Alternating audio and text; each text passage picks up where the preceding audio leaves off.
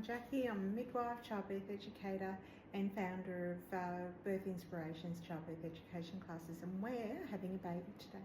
And what we're going to talk about is the cervix. Cervix is the little muscle up the top in the vagina there, and it's about this big. 4 centimetres it is in length. It's quite thick, has a tiny little opening at the moment.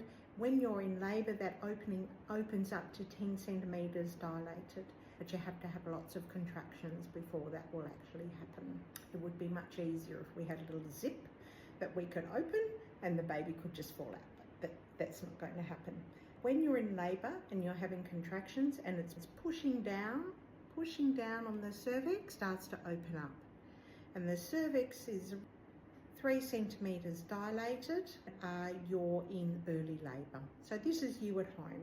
You're walking around, you're having a bath, having a shower, having something to eat, moving into different positions.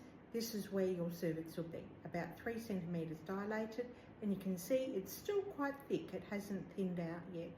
As you start to progress into labour, the cervix starts to thin out and starts to open up a bit more, a bit more, a bit more. Then it will get to about this size. So that's about 4 to 5 centimetres, and that's usually the time that you would come into hospital. Now, you don't know that your cervix is this big when you come into hospital. Only a vaginal exam can show you that.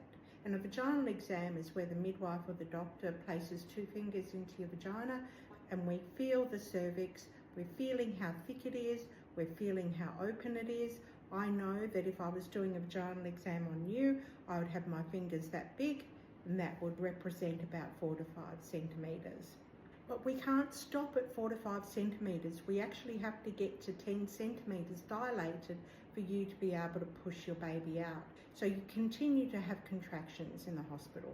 And they're intense contractions, and you're breathing through them and you're moving through them. Having a bath, you are having a shower, it continues to open up, the labour becomes more intense until you get to about 10 centimetres dilated. So that tiny little cervix that we started with has now totally thinned out, and it is about 10 centimetres dilated. Now, Finley's in here. Finley's in the uterus. That is the uterus, and that is the cervix. So when you have the contractions, it pushes down on the baby. The baby comes down, and we can see the baby moving towards it. The cervix is opening up. The cervix is opening up a bit more.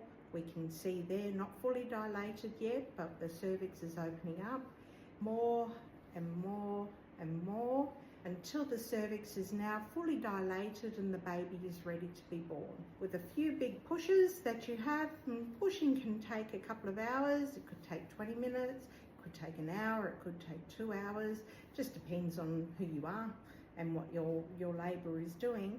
Eventually, the baby will be born. Okay, stay tuned for more.